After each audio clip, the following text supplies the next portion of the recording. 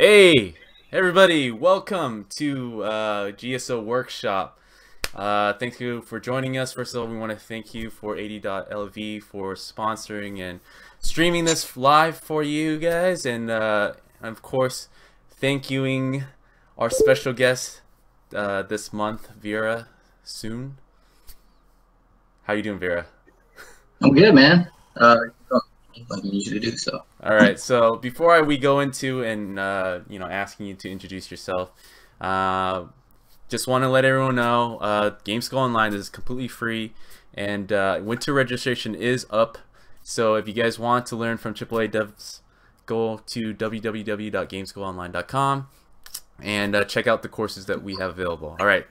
Enough of a self-plug. We're gonna go right into it. Veara. Yep. Why don't you tell everybody a little bit about yourself so we know why we should think of you as a cool guy?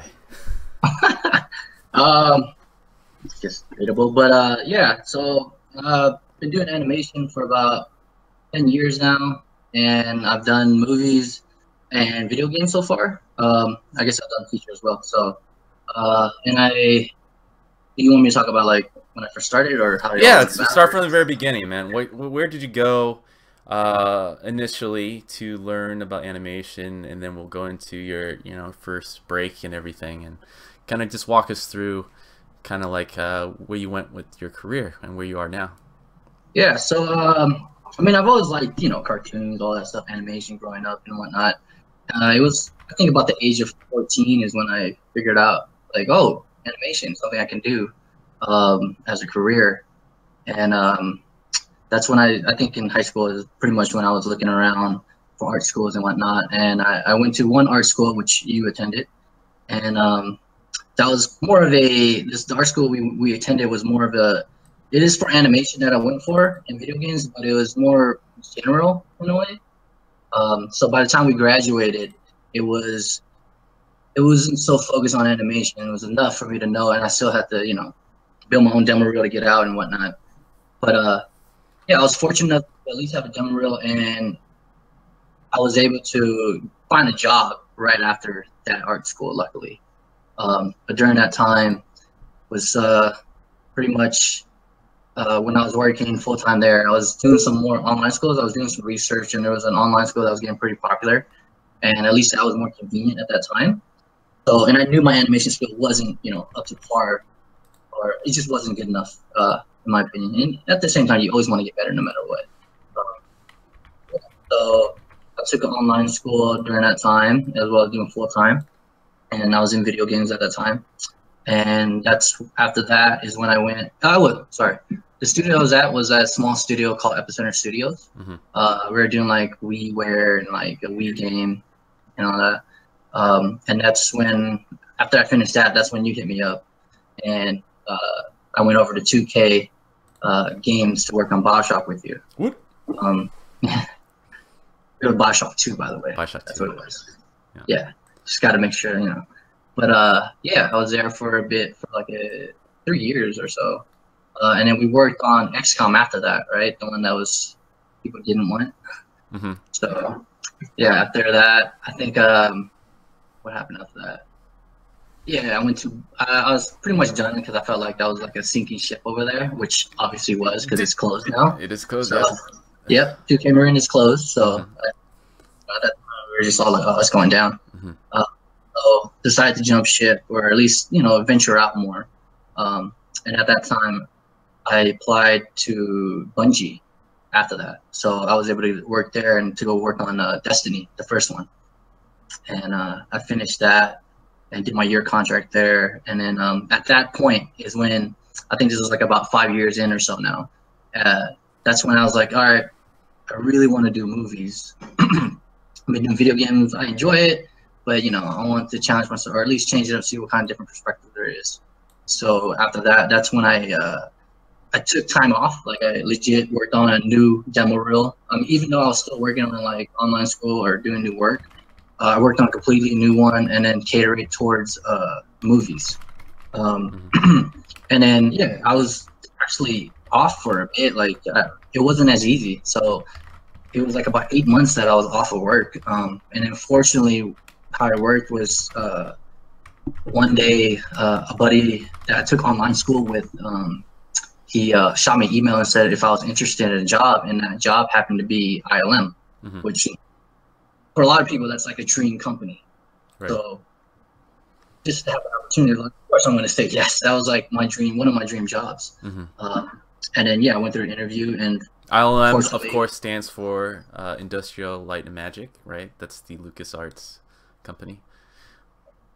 But yeah, so yeah, I got in there, and that was my first job. And pretty much when I got in there, it's I had to start all over again in a way, because you know I was considered a junior, so I had to kind of same way I did with video games. You coming in, you don't really know much, so they're gonna slowly help you, I guess, get used to everything. So how was that? Like that move? Obviously, by that time you were about 5-6 years already as a professional, working on huge titles, and then of course switching industry comes with its pros and benefits. But you accepted a junior position, and it's one of those things. It's like how was that transition? Was it tough for you, or was it one of those things you just went along with it because you knew what the opportunity could bring? It's a little. I mean, I don't think it was tough because it was ILM. That's like, again, everyone can be different, but for me, it was just like, dude, I'm in like my dream job. I'm gonna do whatever I can, work my way up. That's the attitude I had at that time. In a way, yes, it kind of sucked. In the sense that I had to go backwards in terms of like position. So I was doing junior work, or they didn't see me as like, oh, I'm capable of doing better work or mid-level type of work. They just saw me as a junior, so they gave me juniors kind of stuff. So it's more just handling people's work or fixing things, whatever it is. It's not really handling your own shots, which I was fortunately did. Eventually, they gave me shots. That's how you just somehow work your way up. If you do good work of cleaning things up, or even a very small shots that's in between, they'll give you, and then see how you do with that. So yes, it kind of sucked restarting over, but at the same time, it's kind of like a humbling thing. You kind of see from the ground up how it works. So you know, it's always nice to see that and then go through that in that way. And yeah, so while I was there, I was there for working on a few projects. My first film was like Transformers 4. So yeah, and I worked on Turtles and Avengers after that, and then what happened after that? Sorry, I'm just trying to remember. Well, finally going into, you've always wanted to work on film. You took all these extra classes, you worked through the game industry, you made the transition, you accepted an offer from a well-known effects studio, one of the top, if not the top. And how was it, when you finally, was it everything you expected when you came in the office, you meeting all these people? Oh yeah, you're talking about like... Yeah, just the first day or the first week. What was the difference? Because by this time you've been 6 years in the game industry. Now this is your first day in the film industry.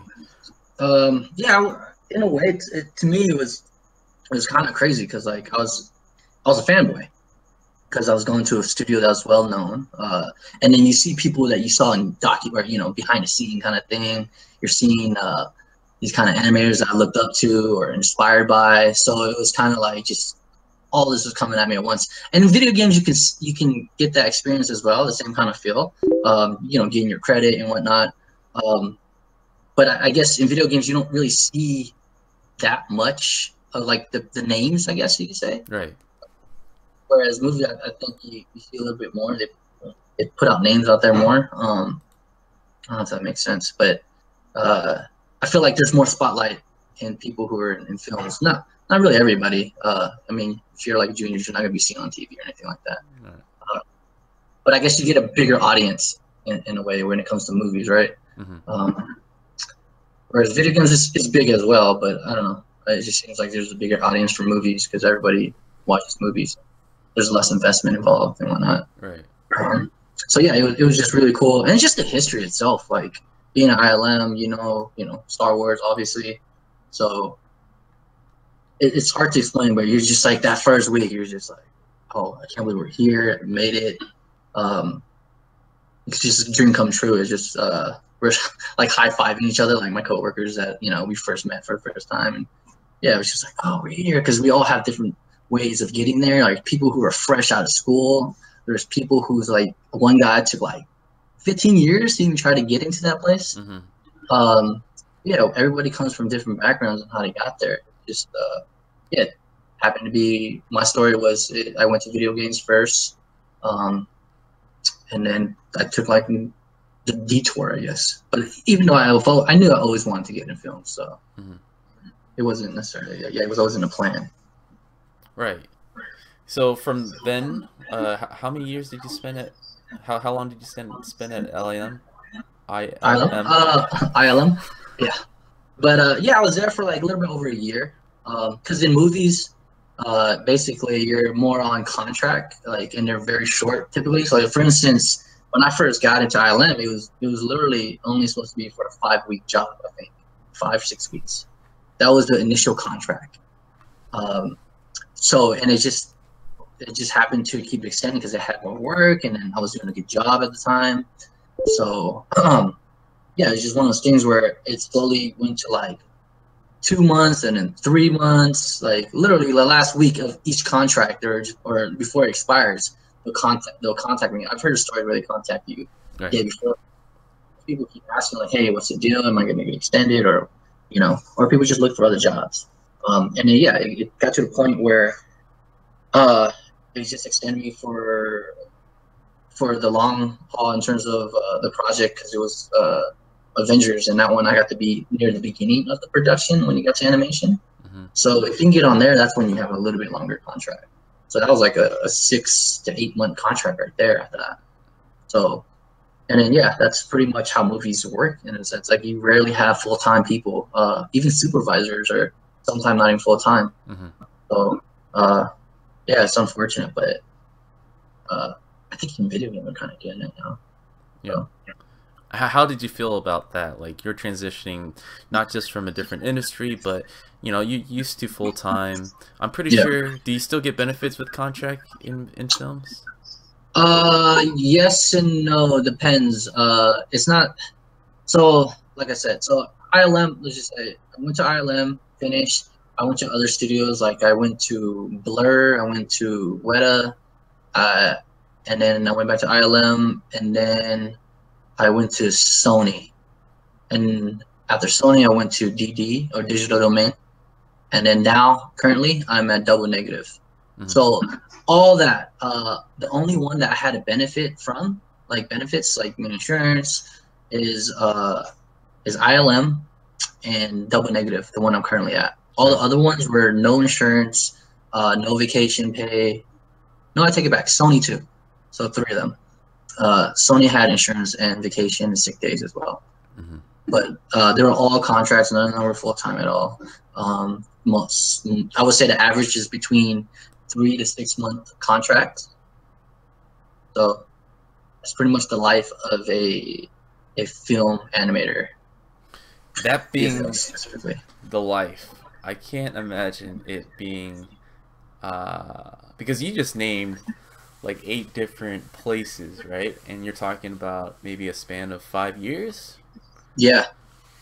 And not just different states. We're talking about countries, and we're talking about New Zealand, Weta. You're talking about Canada, DD, Double Negative, Sony, I believe, right? ILM in San Francisco. I'm surprised. And then you were at Blur, right? In Los Angeles. So, what's your advice for people who are looking to get in or switch over? Like, is it completely up to the individual? If they have a family, what do you recommend? No, I think it is up to the individual. I mean, if anything, you should get all the information you possibly can. Like I said, for stuff like this, when you're doing Q&As and whatnot, you hear different lifestyles. But I do feel like movies is not as stable. So when I talk to other animators, it's an agreement that it's not as stable because we're all doing contracts and whatnot. So looking into that, and also you got to understand, like, this industry, and games or films, we do a lot of overtime. It, and I will say it's not necessarily like they're not forcing you to do overtime. So I know some people don't really. Usually, it's more senior guys who kind of lay back on the overtime. But yeah, let's just say, like, at Weta, I don't do it anymore, but I was doing like 90-hour weeks, man. Jeez. Crazy. For how I long? was doing 90 hours. Yeah, that was at Weta was the craziest because I was doing like 70 to 80 to 90s for 6 months straight. Like it was. I don't think I remember it dipping down below 70 while I was there ever, except for maybe the first week or so. So, and it just recently I just got off a crunch now, and I was doing now that I've been doing it for a while, I kind of don't go crazy, but I was doing 60s in the 60s. I try to go down to 50s because I try to have life more. Right. I don't remember video games though. I remember, like, in Bungie, it was actually really cool because they were pretty organized by the time I got there. I mean, I heard the crazy stories from the Halo days, but by Destiny, they figured it out in terms of, like, we don't have to do this crazy overtime if we manage it correctly. So I did a 50-hour week, maybe 4 times while I was there, and I was there for a year. So that's not too bad. Yeah, it's not that bad. 50 hours wasn't crazy. It's just like an extra 2 hours and whatnot, and you figure out the hours yourself there. I don't know how it is now since Destiny 2, but from what I hear, I was talking to my friends there. They're just like, no, we're not doing crazy hours or anything, no crunch. So that sounds about right. Like 50 hours, maybe 60 at some game companies. So let's kind of draw this comparison, right? Like what's a typical day, maybe on average, when you are crunching on a game versus a film? Like, what's your day? What does your day look like?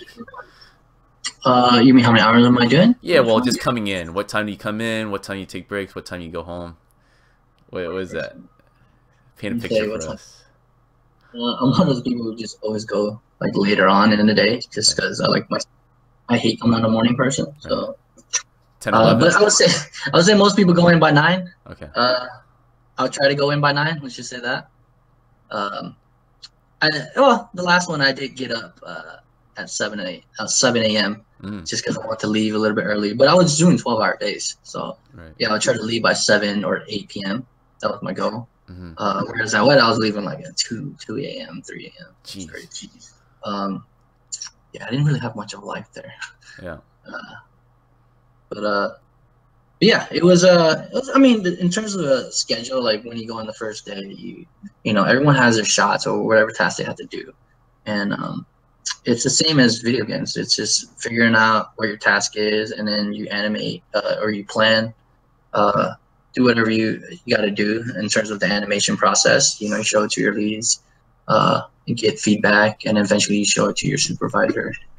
We call it dailies for people who are new to the industry or don't know anything about the industry. It's basically a meetup with your supervisor, and they give you feedback because they don't really do one-on-ones because they're just so busy. And this is talking about strictly for films. Yeah, it's just you get your feedback. Sometimes you could send them a message through whatever chat you have at your workplace. And if they're free, they'll respond back to you and give you feedback through there.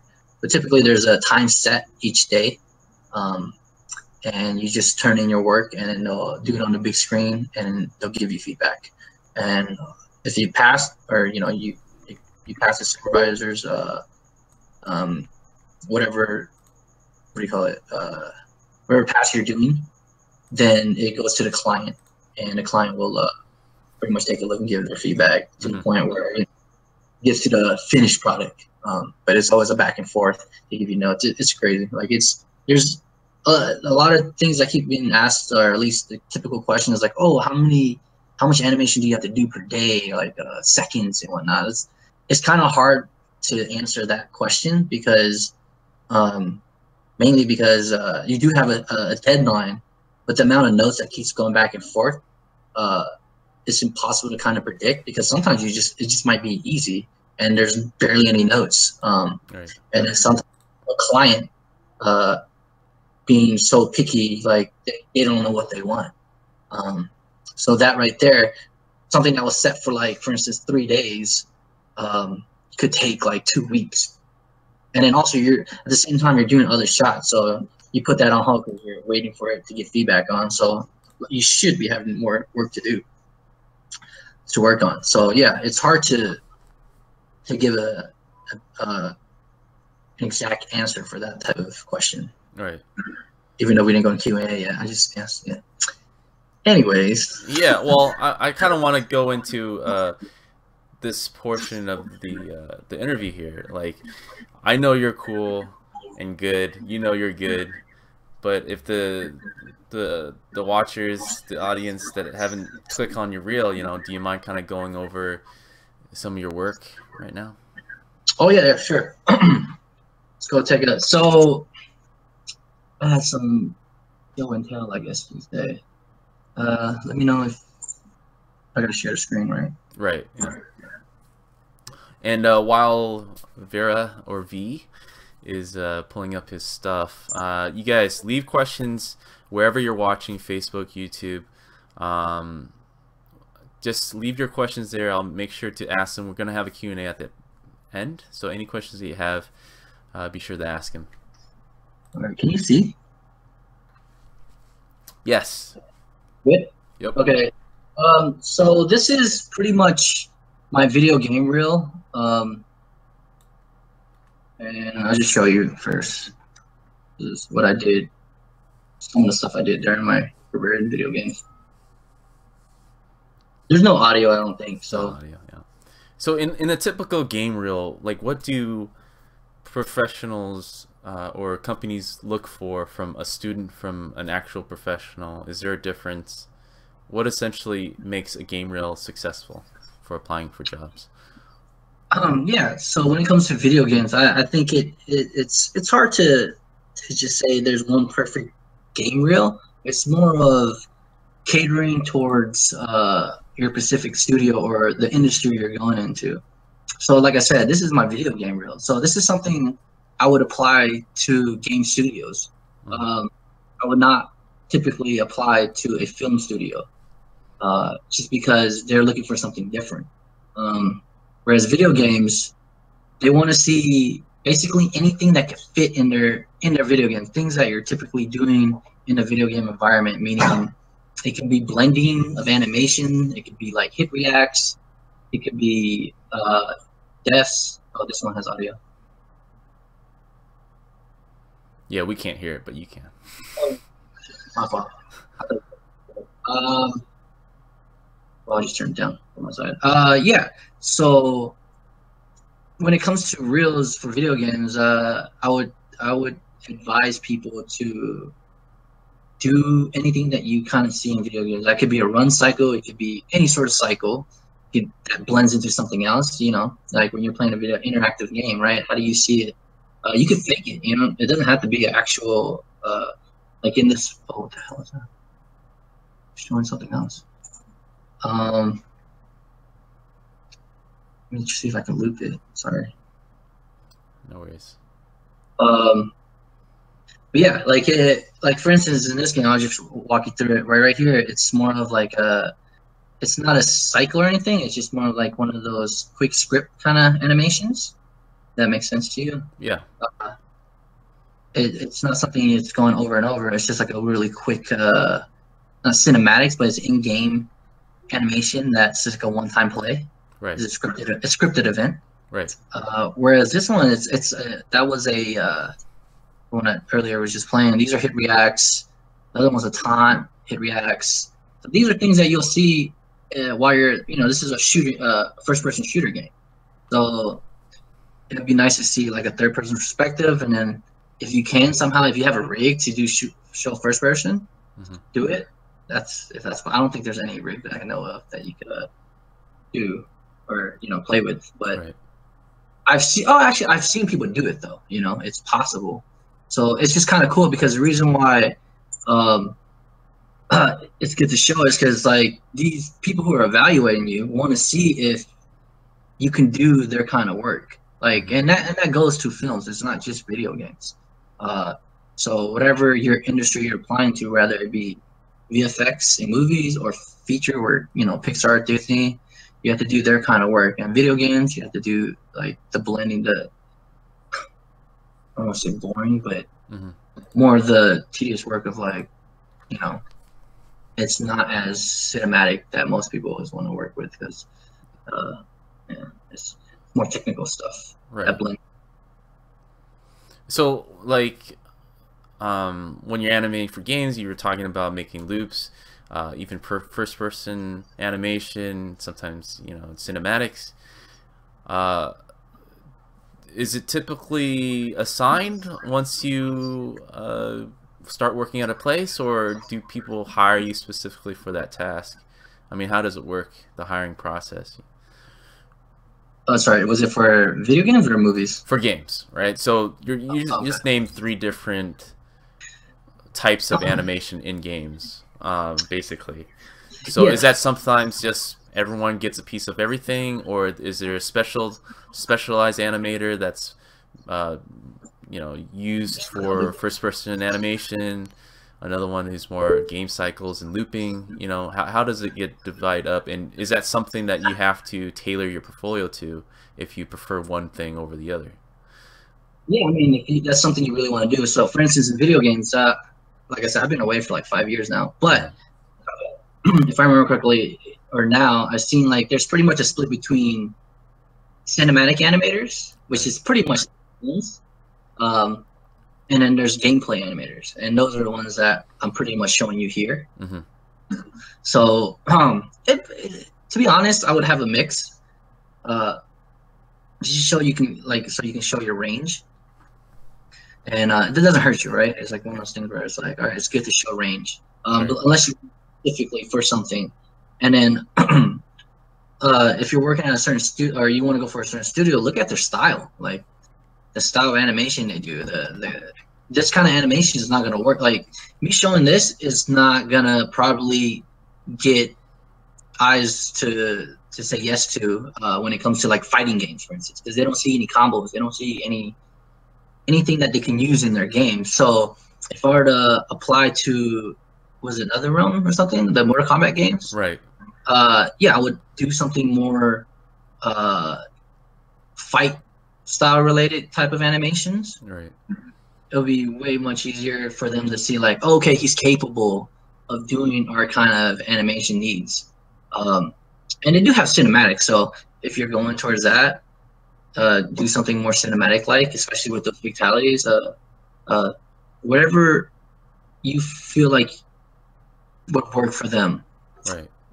But yeah, same applies to go like I said, films. Like you have to work on more cinematic kind of work because film is different. It's not from a player's perspective anymore. Right.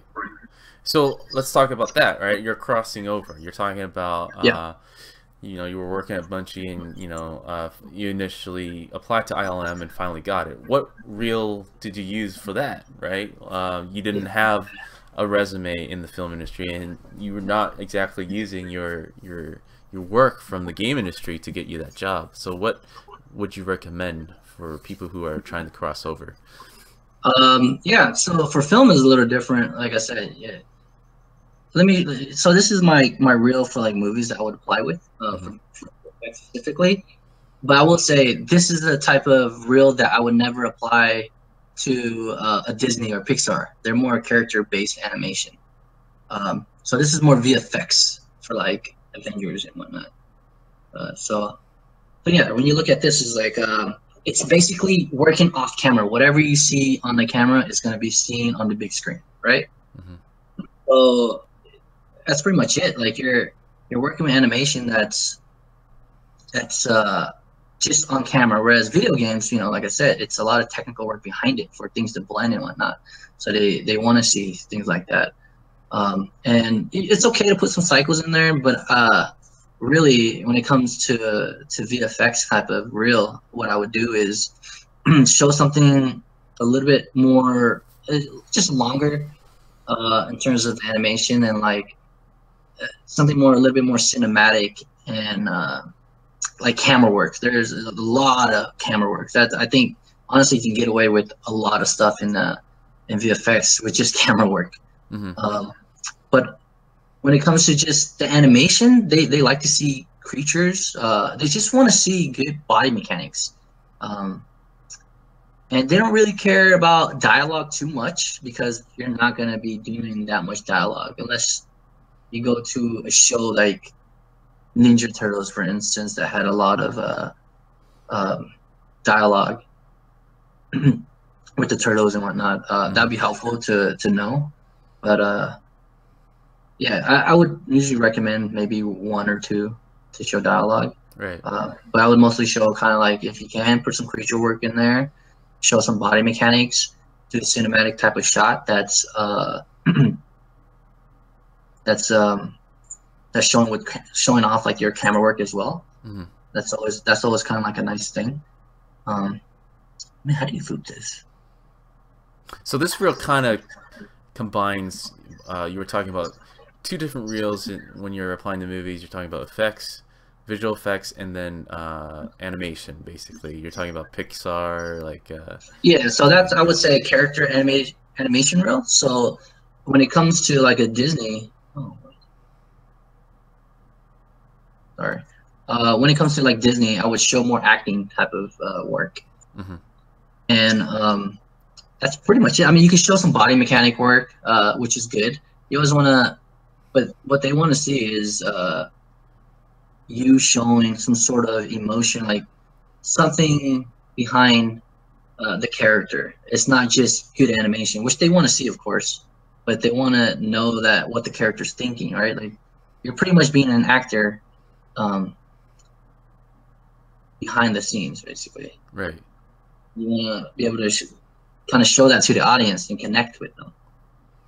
It's not about cool stuff anymore. Sorry, dude. I don't know why this is not playing anymore. So you were talking about transitioning from job to job. Multi-contract can range from 3 months to 8 months. How often are you updating your reel? And is there a certain method to do it? Because as anyone knows, that's a professional. You know, putting together a reel takes some time. You know, you got to get the shots, compose it. And if you're working in the film industry, like, you have to line it up correctly so that you have a job as soon as one ends. Otherwise, you're looking at 2-3 months without one, right?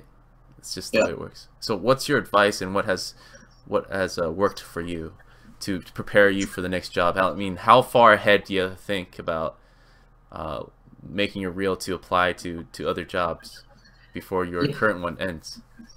Yeah, I mean, that's a tough one. Like, in terms of, some people just wait it out and see if they get an extension. Whereas for me, it is also dependent on when the film comes out on DVD. Right. Because in theaters, you can't use any of the shots, you know? I see. But yeah, usually it sucks, but you have to wait for the DVD to come out. And finally, however way you want to, you know, look for your shots in the movie, you go grab them. But you can request, depending on what studio you worked at, request for the shots, and they'll give you a file. They'll send you a file, or at least ILM. I don't think they do it anymore, but they gave me like a CD of all my shots that I did there. So that's nice. But yeah, I mean, you have to apply with whatever you have, right? Like, you cater. It kind of sucks if you don't have enough work. But that's just how it kind of goes. You just that's why I say it's kind of whatever industry you're trying to work for, then kind of cater towards that and do the best you can towards that. And then eventually your work starts to build up, and you start to have more professional work. And hopefully it's good enough, you know, like, make sure you do a good job at your workplace and have good enough shots or animation to be able to put on your reel. And then, you know, pretty much apply to the next place. Typically, I like to look 3 months in advance when it comes to films. Video games is different because I was there full time, so I wasn't really looking until I was ready to leave. Except for Bungie, I was there for contract. But they did want me longer. Right. But I told them at that point, I was like, hey, you know, I want to go to film, so this is something I've been wanting to do for a while. So they respected that, and, you know, they said to come back anytime, which is pretty cool.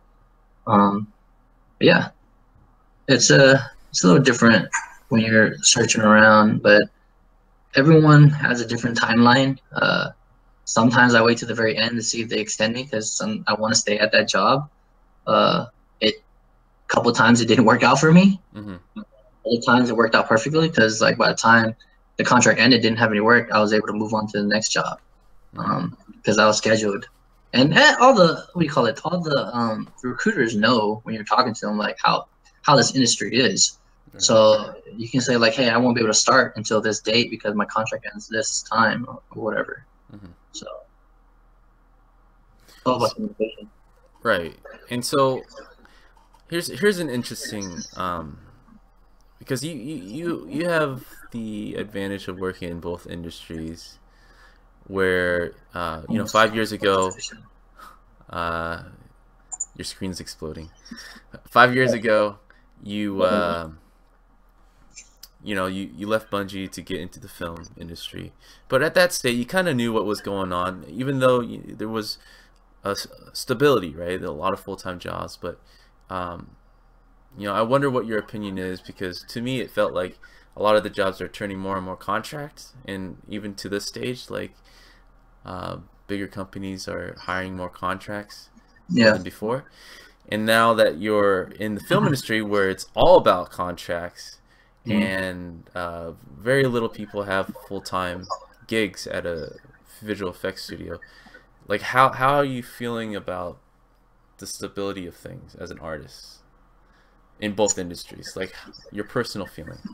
My personal feeling is, well, this personally, I love it, just because I'm the type of person who likes to jump around anyway.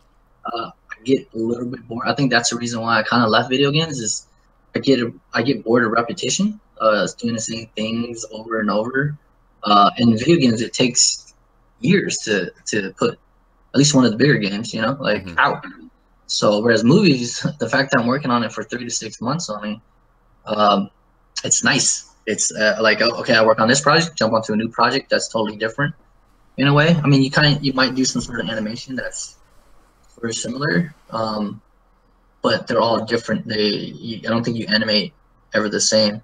And I'm not saying you do it in video games, but it's hard to do so many different hit reacts and deaths and whatnot, and make it feel different each time. Luckily, we have mocap. Oh, that's another thing I didn't bring up was, yeah, if you can somehow get your hands on some mocap and clean it up, it's nice to show that on your reel for whatever studio you're working or applying for that want to know if you can do mocap work and, you know, clean it up or change it at any time. All right, let me go back. I keep jumping around a lot.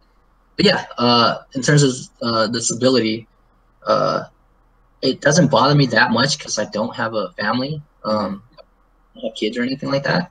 I mean, so, and another thing is that's great. Like me personally, when I do contract work, after each contract, you do so much OT. Like I like to go traveling, so after each contract, I usually take a week or two and then go travel to some country or something like that.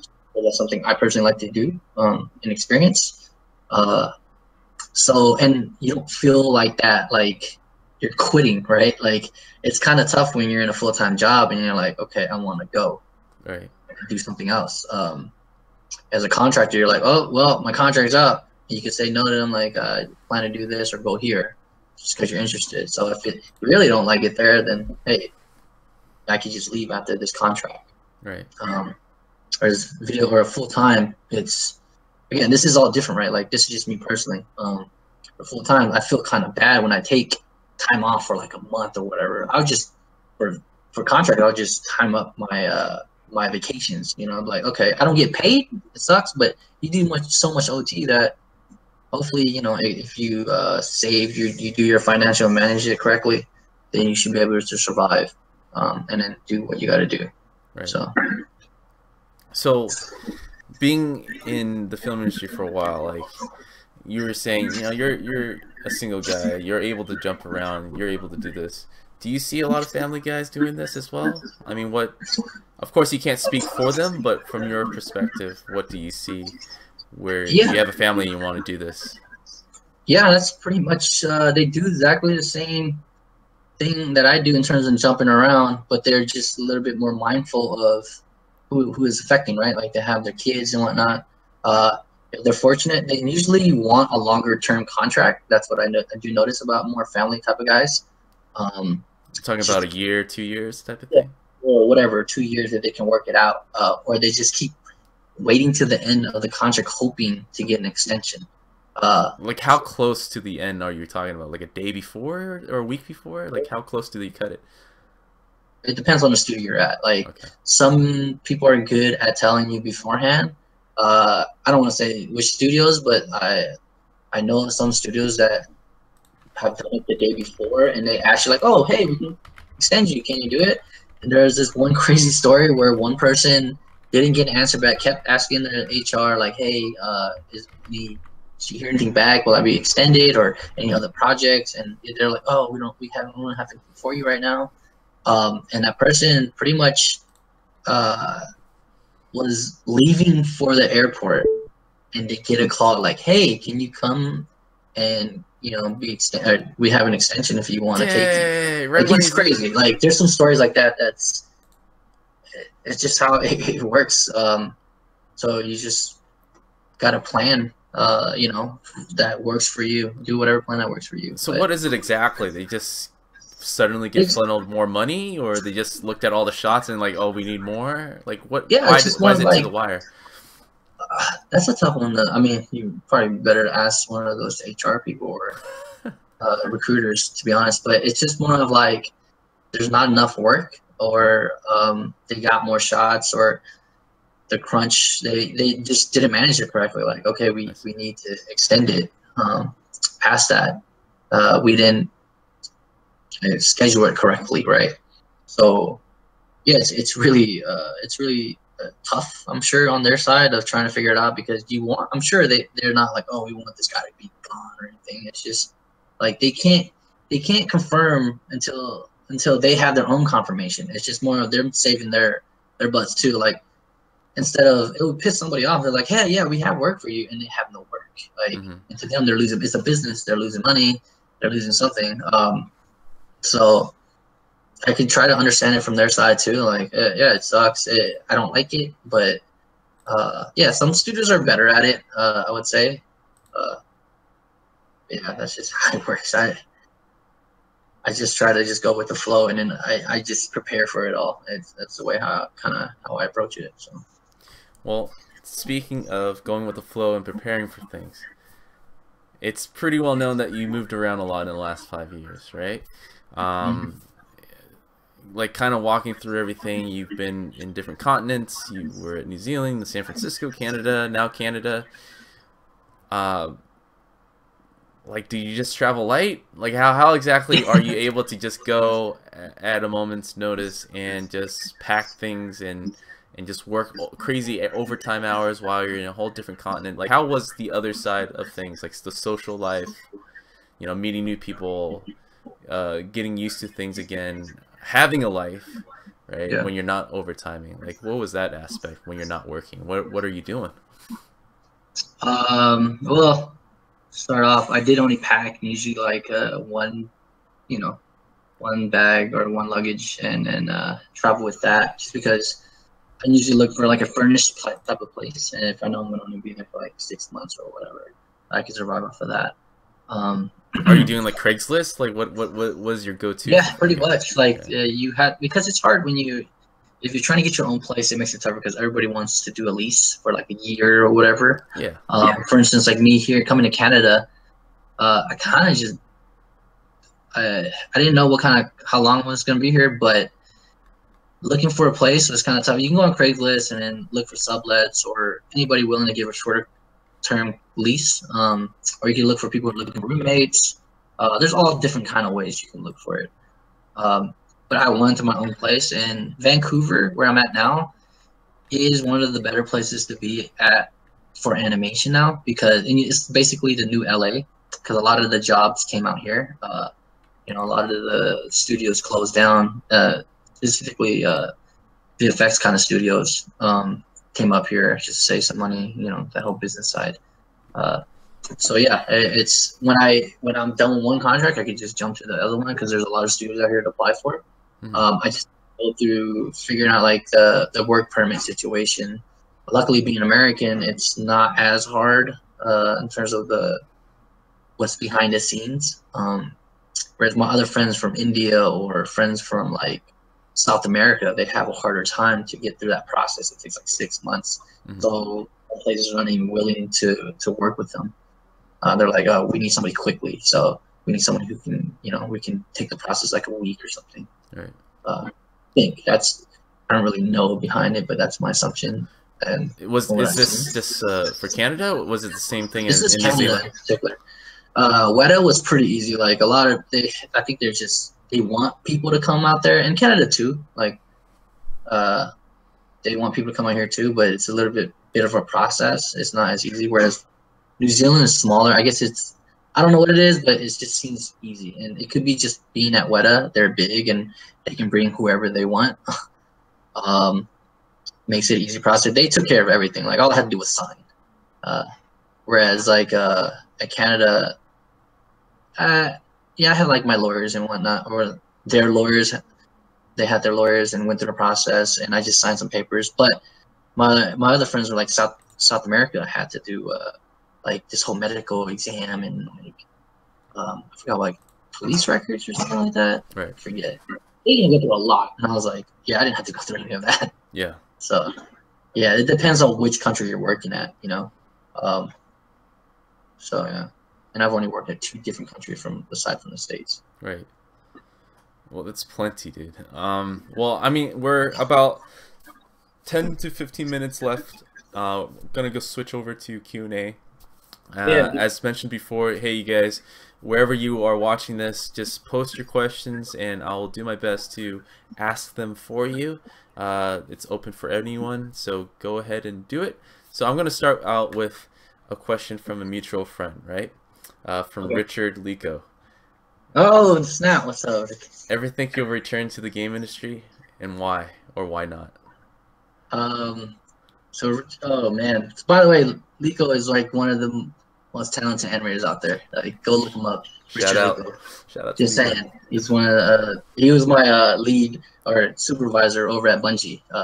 Now he's doing his own thing at another studio, and he's killing it. But in terms of me going back to video games, I do see myself, like, I love video games. I miss it, all that. I can see myself going back to video games eventually. Is there a particular project that you would love to come back to? There's no particular project. It's just more of like, even though I see the video game kind of going to the contract kind of ways, it is still a little bit longer contract. So if I do notice, like, if I want to get some stability, I may go that direction. And also, I just kind of miss the video game kind of vibe. So I don't know. I've been going back and forth. Like, at my career right now, I've been going really back and forth to, like, should I go back? I know I'm gonna miss movies. Then at the same time, I'm still reaching goals. Like, I've hit my big goals of going to like ILM, Weta, Bungie, but there's still Disney. There's something that I'm still reaching for. So currently, I'm working on a reel that's catered towards them. So basically, I'm doing acting type of shots right now. So yeah, so I think I need to hit that goal before I even think about going back to video games, to be honest. Okay. Like, it's a goal I need to hit. So I'm working my butt off right now. Sweet. All right, so this question comes from Veen. He's asking about mocap, all right? There's a lot of companies that would ask for experience. You kind of covered this a bit before, like a company like Naughty Dog, who relies heavily, like any realistic game, really.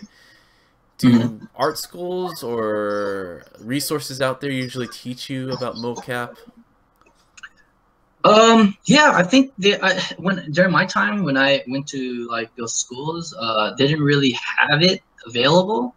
It was kind of a new thing, but it's gotten so big that mocap is being used everywhere now. Video games, movies. Like, seriously, you should probably know your mocap now, or at least understand it in some ways. But I think there are some online school, like I think iAnimate.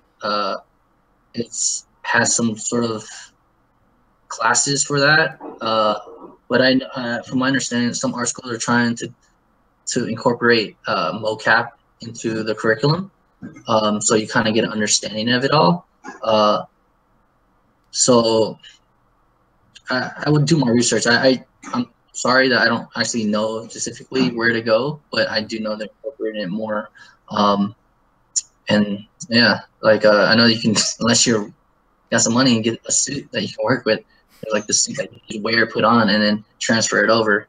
But yeah, it's kind of hard to get your hands on mocap so you can put it on your reel, unless you seriously work at a studio. But yeah, I think there are some schools that are offering it now. I remember seeing iAnimate on the online school. So right. Okay. So Jacob Ferrant, he's asking, what do you do in your free time? Like working on all these projects, always changing locations? Do you recommend online courses? There's a lot of questions. If you had the time, would you be looking for more work or learning more? Is there any sense of balance? So I'll ask the first one. I'll break it down. So what do you do in your free time? You kind of answered this before, but maybe just kind of going over, you know, what are the main things? Do you still keep up? Like my personal life? Your personal life, your heavy lifting. Like, what exactly are you doing? Are you trying to get deep? Where it's like, it's like it's hard to maintain. I mean, it's exciting, right? I'm sure going to different location, but there's a certain point where you're like, you need some kind of normalcy and routine to kind of stay balanced, right? So yeah, I mean, I still like, I'm one of those people who preach to have your own life, like still have a life. Yes, I may talk about all those crazy hours, but I still try to have like something that I'm personally still into. Like I always try to get my, go to the gym. That's something I just grew up always just need that kind of like pump. Playing sports in some ways, basketball or something like that. I try to look for kind of like that environment. And yeah, I've been really into like dancing, like salsa and stuff like that. That's like a new thing I picked up, but I'm really into it. So it's just a matter of finding the time and making time for it. Like I said, these people are not forcing you to do overtime, but you can kind of like, hey, I can't. This is the time I cannot do, and usually work with you unless you have like a really messed up studio who's just controlling. yeah. But for those type of studios, but yeah, yeah, just make that time. I highly recommend it actually because you kind of go crazy when you're doing too much overtime. Fortunately, when I did all this crazy overtime, I had good people like at Weta. I had really cool people that I was able to hang out with after work, even though we can barely find any time. But when we did, we all hung out, did whatever, like go check out the scenery and whatnot, or do some sort of sports, because that's the people I usually lean towards. So yeah, you can make time. It's just all about managing it, really. Like people who have families, you just gotta, like the people I knew who had families, fit in a schedule for their family. Even though we're doing crazy overtime, they would always fit in dinner. Like, no, I'm gonna go home, have dinner with my family, do family stuff, and then come back to work. So it's all about managing what works for you. And these guys are, like I said, they're not forcing you. It's just they're asking you to do all this all the time, and you just kind of decide whether you want to get some OT money or not. Right. So. We'll squeeze in a couple more questions. We're close to hitting that hour. So DSon16, he asked, I kind of feel like I know your answer to this question, but if you could go back and give advice to yourself on making your career path easier, what would you say or do? Rewinding it all the way back to the Art Institute, right? Mm-hmm. And you want to go in film eventually, but you wanted to go in games as well. Anything that you would do differently to make things easier? Shortcuts. There is. That's a tough one. People don't want to hear this kind of answer. There's like no shortcut really. It's just. I mean, yes, like I said, catered towards. I think I was trying to do too much. Like the biggest advice I can give is just don't try to do something that is out of reach in a sense. Like you want to stay. You always want to challenge yourself. But I think a lot of students' mistakes these days is going too far and not knowing how to accomplish that challenge that they gave themselves.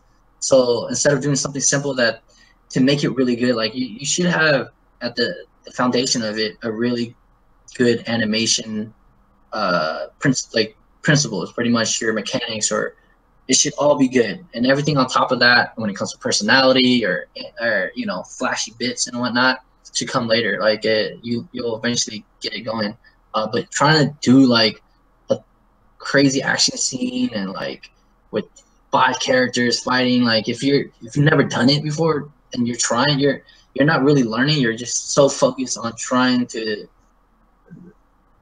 do some sort of animation that's challenging instead of like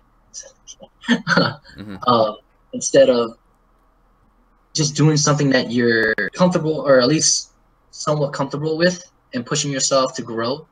I mean, this is me counter to that. It's just like you should always challenge yourself. But I think I was doing too much crazy work that wasn't helping me learn, like get my animation better. It was just more like, oh, I'm trying to accomplish something, but the animation is kind of crap.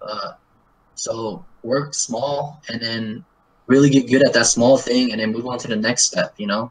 That's why people always see the bouncing ball so much, but that is the foundation of, if you can't, I've seen somebody work on, you know, the bouncing ball and they couldn't even get that right. So if you can't even get that bouncing ball right, what makes you think you can do something a little bit more advanced?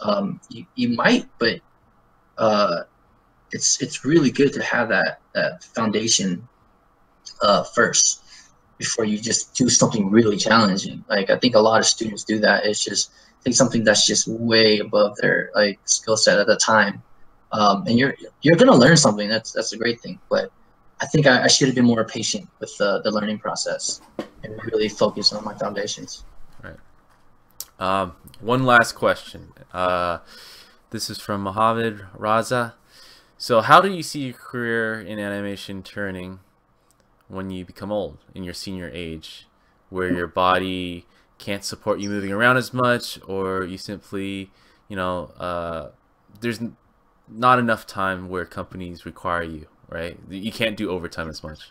Like, how do you see yourself existing in the film industry? Like how, remember, towards retirement or something? Yeah, like, where do you see yourself 40, 50? Like, yeah, this lifestyle that you're talking about is glamorous and exciting. like It sounds awesome. But old V can't party as hard, right? So what does old V do?